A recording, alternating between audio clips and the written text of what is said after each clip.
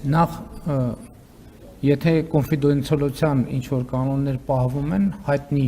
նկատառումներով, այդ թվում անվտանգության, որովհետև կարծում եմ, երբ որ մեր փոխվարչապետն է այցելել Ադրբեջան, նույն կանոնները պահվել են այնտեղ, իսկ լրատվական արտահոսքերը երբեք բացառել հնարավոր չի, Ադրբեջանում չի եղել այդ արտահոսք, Ադրբեջանի պարագայում չի եղել այդ արտահոսքը, Հայաստանի պարագայում եղել է, որովհետև կազմակերպվում է միջոցառում, այդ թվում մամուլի հաղորդագրություններ թողարկելու ժամերն են, պայմանավորվածություններ են ձեռք բերվում եւ այլն եւ այդպես շարունակ, եւ ձեր արտահայտությունը թե մենք գաղտնի ենք պահում հանրությունից, բացարձակապես տեղին չի։ Նախ ես կարծում եմ, որ շատ կարեւոր իրադարձություն է տեղի ունեցել եւ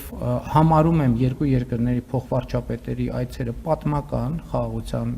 գործընթացի եւ ինստիտուցիոնալացման տրամաբանության մեջ եւ ես շատ ուրախ եմ, որ եկել ենք այս հանգրվանին։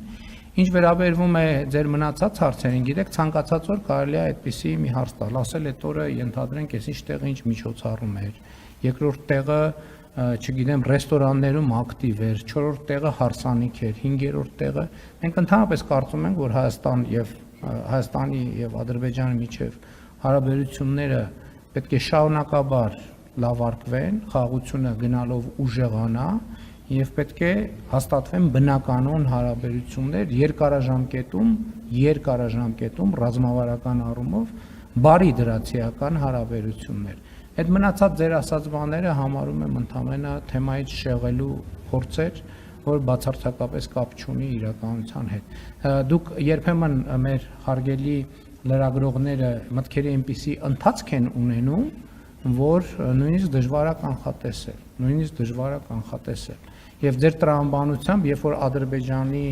փոխվարչապետը այցելում է Հայաստանում պետք է կյանքը կանգնեցնել, որպեսզի որևէ մեկնաբանության տեղ չլիներ, բայց այդ դեպքում էլ կլիներ մեկնաբանություն, որ այս Ադրբեջանի փոխվարչապետին լավ ընդունելու համար կյանքը կանգնեցրել եք, այսինքն սա նշանակում է, որ եւ այլն,